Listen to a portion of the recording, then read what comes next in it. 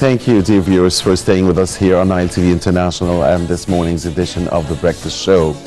President Sisi inaugurated the 4th edition of the World Youth Forum, the WYF, in Sharm el-Sheikh, the City of Peace, on Monday, the forum that will last until the 13th of January. In his speech, the President called on countries to work together to overcome the challenges of survival and end the current crisis for the sake of humanity and establish peace, considering that the sincerity of intentions is the only way to end conflicts and manage differences. The President also stressed the inevitability of dialogue and the importance of managing differences and forming a state of certainty and belief that Allah's wisdom and secret in this universe is difference without discrimination. During the opening session of the conference, Sisi said that Egypt was able to come up with good health capabilities after implementing several health initiatives in 2018. He added that the economic reform program had an important role in absorbing the repercussions of the coronavirus pandemic. On the sidelines of the World Youth Forum, Nile TV International's correspondent Hani Saif held the following interview with Russian climate and water resources expert Maria Pushkareva and Russian UN volunteer Rivat. Kapey. Let's watch. On the sidelines of the World Youth Forum, ladies and gentlemen, I'm joined by two of the participants from Russia, Maria and Rivat. Maria is a water resources expert and Rivat is a UN volunteer. First off, thank you very much for joining us and welcome to Egypt. Thank you so much. It's a pleasure to be here. Thank you so much. It's a pleasure to be here. Okay, first off, I want to ask you about the forum itself, about the organization of it. How is it for you? It's really great. I really appreciate the opportunity to collaborate so much with people who share the same goals with me.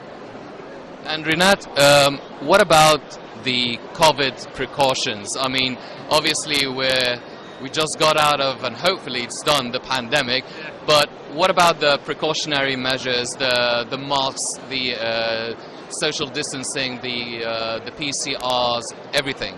Sure, it's 100% used. We are really cautious about it, so we use masks first of all. Every day we test for the PCR test. Also, we were required to have a vaccination first, and then when we arrive to Sharm el-Sheikh, we were required to have the PCR test as well. And all the time we try to keep the social distancing. Although it's hard here, but we try to do that. We try to wear masks, and I think it's a great measures, and we try to keep them. So, yeah. Maria, now, Egypt took part in the COP26 that took place in Glasgow, and it will be hosting the COP27 this year. And you're a water resources expert and also on climate change. How fair or how big do you feel the task of really managing the water resources and the scarcity of it and climate change as a whole? Yeah, of course, we all agree with the problem is really big right now and we'll face it all together. But if we keep international cooperation, we can manage it. That's what I can say. And it's a great path for the COP27 in Sharm el-Sheikh this year. Rivat, now, Egypt has its own vision regarding the UN Sustainable Development Goals that should be achieved by 2030. Now, the 15 goals set by the UN. How far is Egypt? I mean, maybe you're not an expert on how the sustainable development process is taking place here in Egypt, but as a whole, the UN, how far do you feel the rest of the countries are achieving in terms of really fulfilling the maximum potential of sustainable development? So, basically, the SDGs, So we are lagging behind, unfortunately, on SDGs because of the COVID, and COVID exacerbated the process, but because of the COVID. So we had a slow economic growth, the pandemic is growing. Unfortunately, we're lagging behind on SDGs, but now, since the recovery is coming, we see that there is a potential for growth for Egypt, for all countries, and we see that there is a positive trend.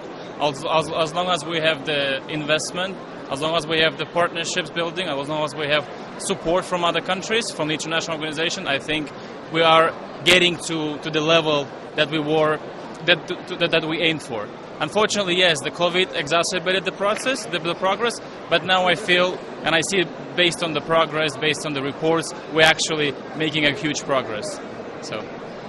Maria, what sort of sessions are you really looking forward to attending here in the forum? So far, I have already attended the water policy workshop, and tomorrow I'm looking forward for climate change session to discuss the issues all together.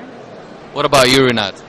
Food security, for sure, water sanitation, because it's a basic human right for me and for all people, of course, especially in Africa, and also education and economic growth. Education is a big part of me.